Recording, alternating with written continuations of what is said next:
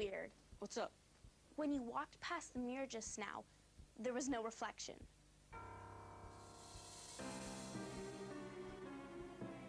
That's so creepy. That is weird.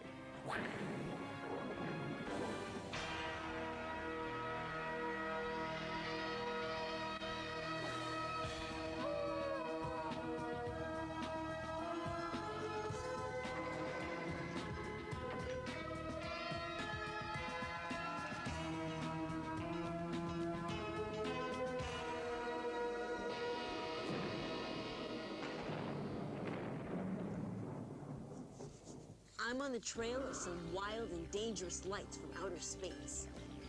This is so cool! And since Christina's going on a vampire hunt, I figured she could use some help. Oh, yeah? What kind of help? Well, for starters, you need to know what a vampire looks like. Doubting Dave. Doubting Dave's firing up the mystery illustrator. Dear Doubting Dave, we just got back from Death Valley. And he's going to show you how to make some pretty convincing magic. You're not really going on a vampire hunt, are you? Oh, yeah. According to you, there's no such thing as vampires. Well, I got news for you. I found some. Real ones.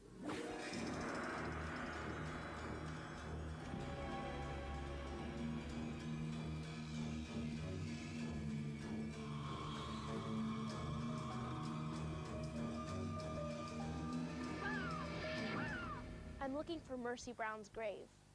She was buried here over 100 years ago, but she didn't rest in peace. Her death certificate said she died of a terrible disease. Okay. Thought you might need this in case you run into a vampire. Good luck, Aurora. Mercy Brown's mother and sister also got sick and died around the same time as Mercy. Then, Mercy's brother Edwin got sick. The family was desperate to stop what was happening to them. They were ready to do anything. They believed someone in their family was a vampire, rising from the grave at night to kill them off, one by one, by sucking the blood out of them. There was only one way to find out if there really was a vampire. That was to open their graves and look inside their coffins. In the first coffins they opened, they found skeletons, just like you'd expect. But when they got to her grave, what they found came as a terrible shock. Richard Brown helped me find Mercy Brown's grave. He's related to her. What did the family find when they dug up her body? The first thing they saw was she was turned over partially in her grave. And then they took her out of the ground and opened her heart up, and they found blood in it. So they took and cut it open and put her on this rock here to burn it. Why would they burn it? Because they thought she was evil and also a vampire.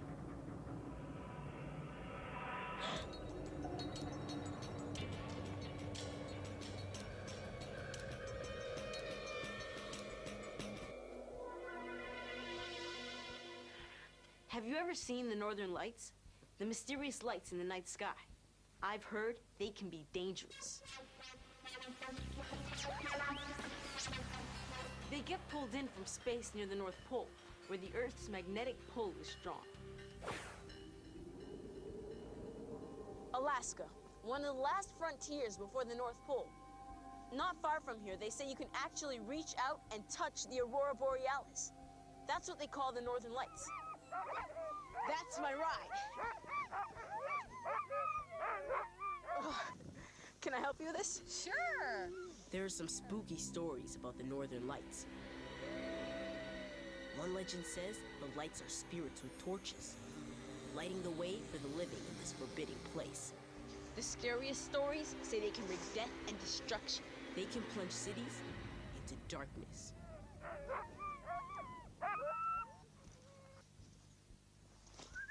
Don't whistle, right? No.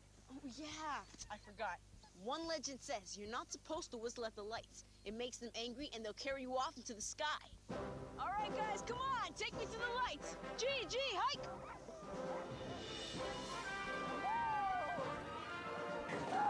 This is so awesome.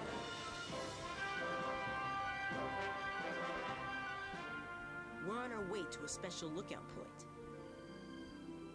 We wait for night to fall. Scientist Neil Brown joins us. Hey, Rye, you know, that's not a good idea to be whistling up there at the lights. I know. If they hear you whistling, they can steal your soul, especially if they hear kids whistling. Well, that's why I brought out a shield. All right. They say if you keep something shiny between you and the lights, it'll protect you from danger. It's coming. I can see it's getting brighter there out in the east.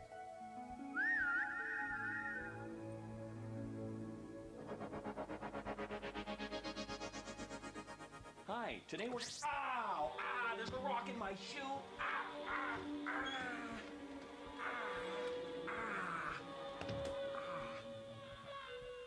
Man, somewhere there's a mountain with a hole in it right now.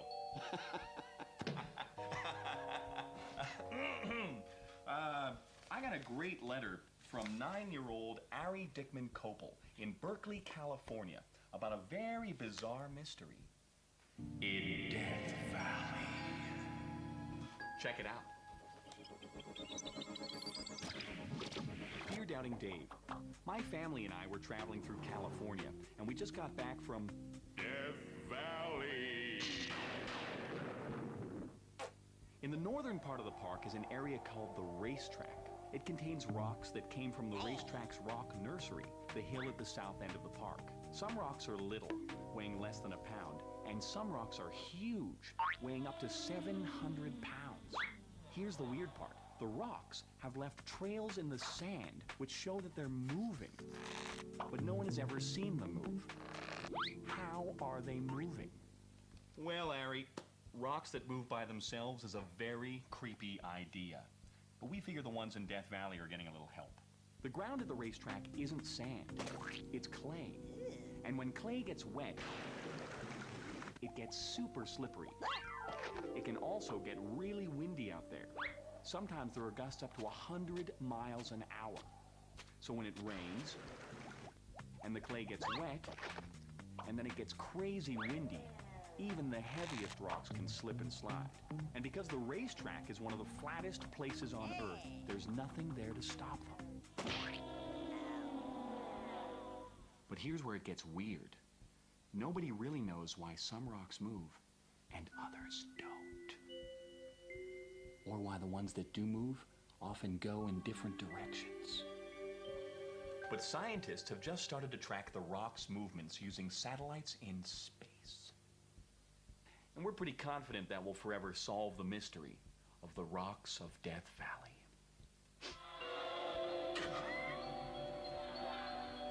Oh.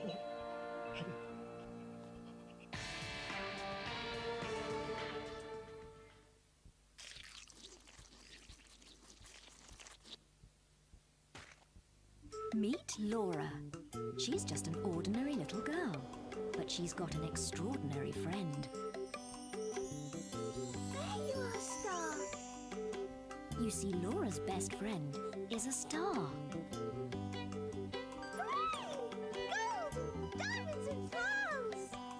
And when your best friend is a star, anything is possible. Turning the world into a magical place full of adventure and discovery. The Fantastic Tales of Laura's Star on Discovery Kids. Everyone should have something a little magical.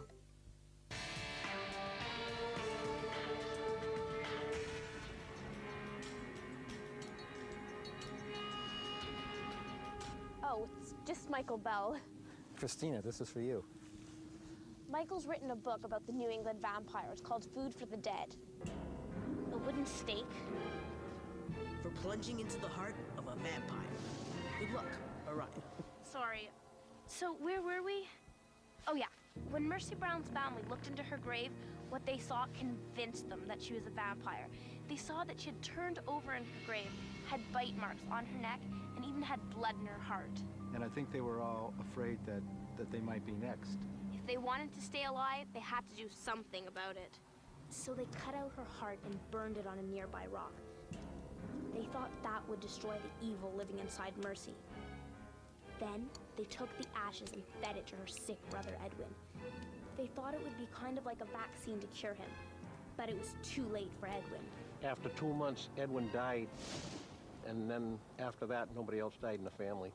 After Edwin died and then things calmed down, they were very relieved. Yeah. And I think they think it worked. Mercy Brown wasn't the only vampire reported in New England. There was at least 14 cases altogether. Mercy was the last one. And the first, Sarah Tillingath, was buried here. But were Mercy Brown and the others really vampires? It's time to dig a little deeper.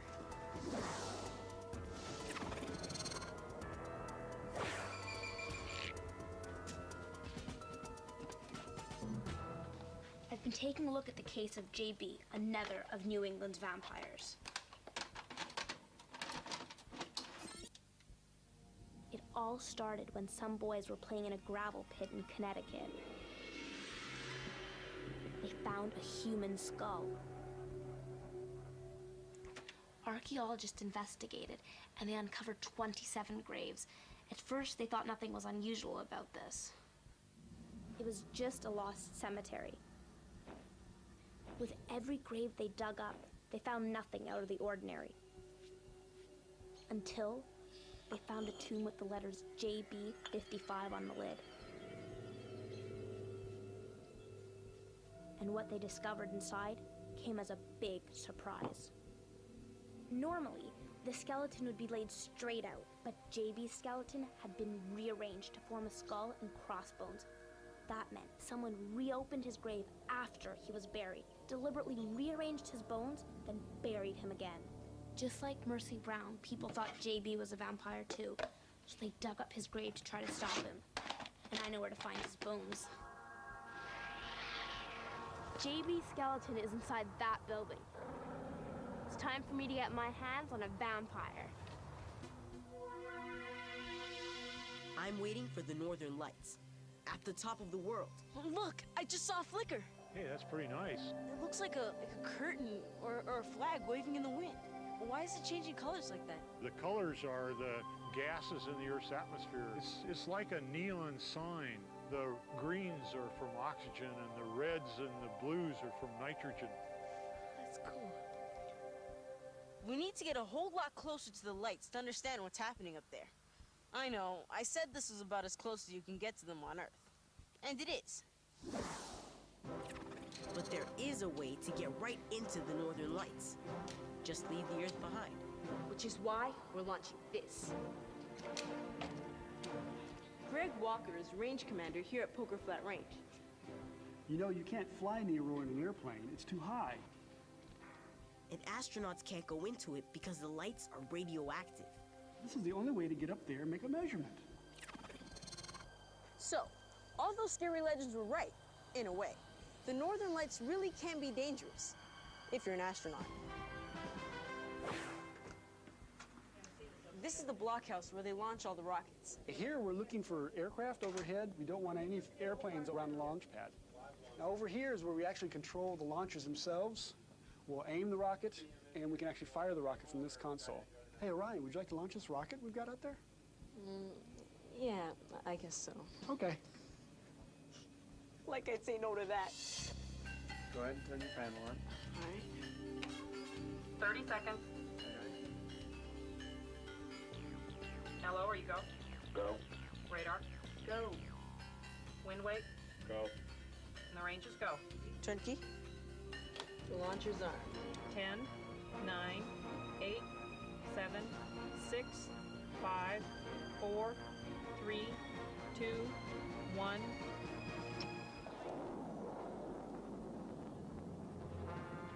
bird away. Oh my God. All right. Yeah. I was out of here. Now you know what they say. What goes up must come down. This is the best way to track and retrieve a rocket. This is so cool!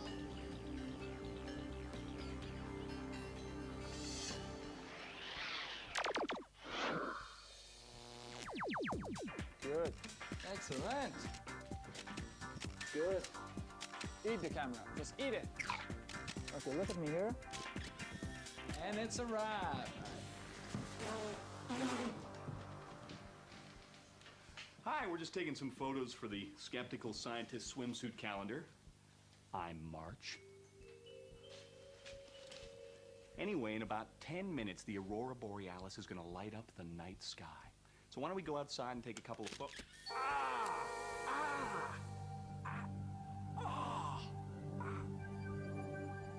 Whoa, it's early.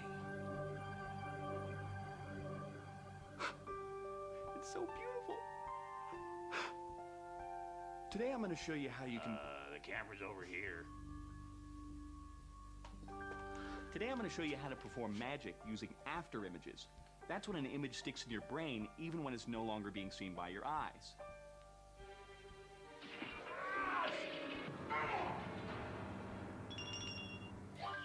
Your eyes take pictures of the world around you. Then they send them to your brain. But your brain can be fooled. That's where science and magic meet. Here's a way to use after images to fool people. Hold a coin between your left thumb and second finger. Now, with your right hand, surround the coin like this. The second it's hidden, let the coin fall back on your left fingers. Raise your right hand as if it has the coin, and let your left hand relax with the coin behind your fingers. Pause for a second, then open your right hand, showing the coin to have vanished. Here's what it looks like when you put it all together.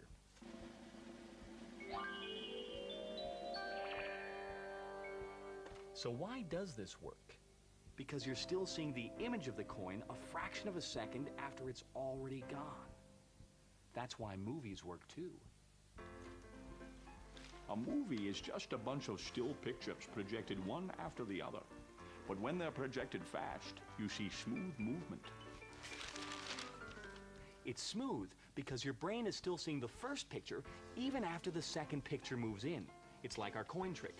At the beginning, your eyes take a picture of the coin.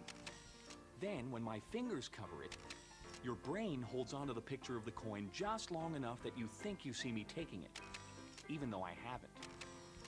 It's a pretty big secret, but not as big as this.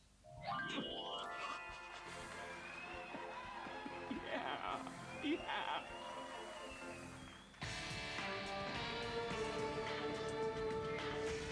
We blasted off into the Aurora. Bird away. This is the best way to track and retrieve a rocket.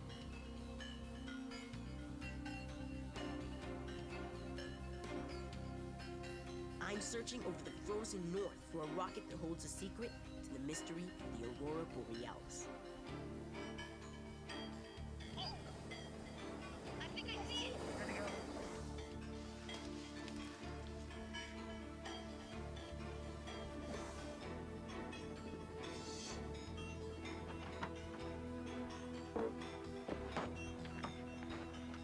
We got it.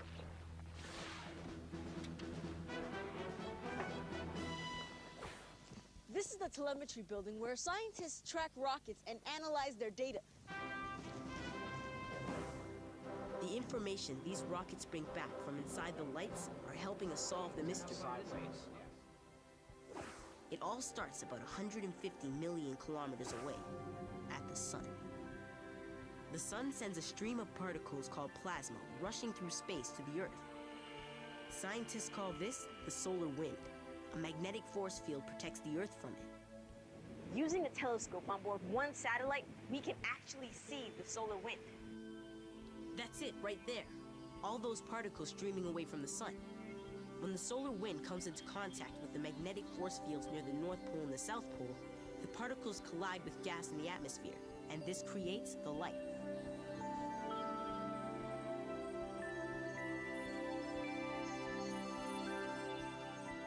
You know, there's a legend that if you stare at these things too long, you'll go mad.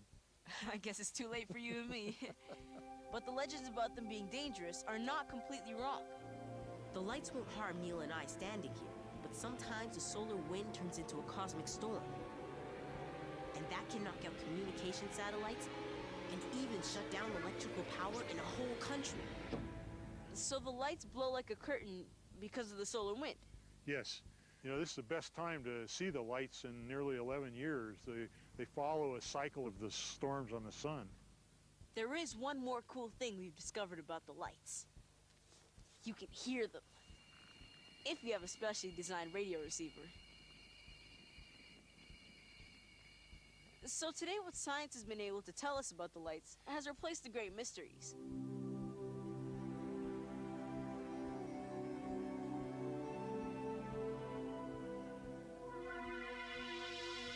It's time for me to get my hands on a vampire.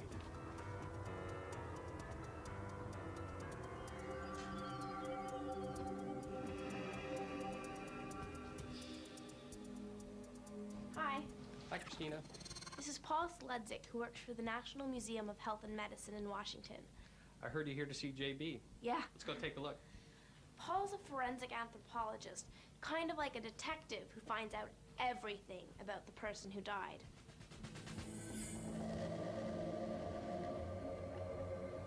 Christina, meet JB. So this is what the skeleton of a vampire looks like. This is JB's skeleton all laid out. The dark bones are from his real skeleton. They keep them here for scientific analysis. They reburied the rest of JB's bones. The white ones are just substitutes. What do the bones show? He has a few things wrong with him. He has a shoulder that was hunched over. He walked with a limp, and he had a festering wound in his foot. He also was missing some teeth in the front. We had an artist do a reconstruction of what JB looked like when he was alive. If people already believed in vampires, they could easily think that JB was one, if he looked that scary.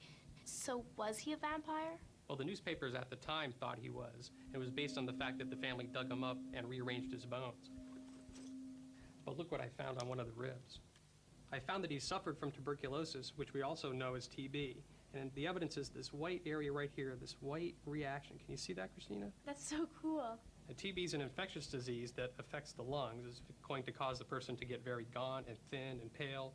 Eventually they'll start coughing up blood, and then they're going to die soon after that. That's probably what was killing off the Mercy Brown family one by one.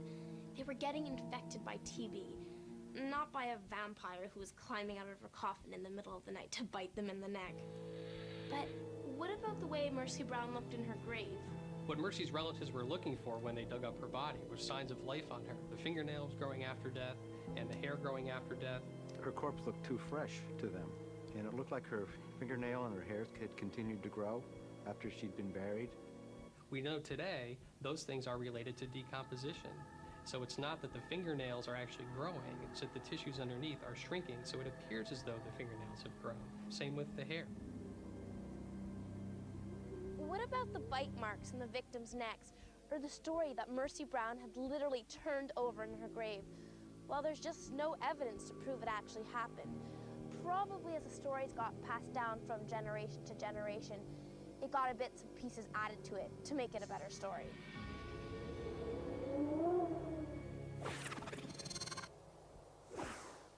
Too bad Mercy Brown and JB turned out not to be vampires, so I didn't need this. Ew. When you're a mystery hunter, you do see a lot of gross stuff. But that... Well, you know, Christina, things aren't always what they seem. You got that right.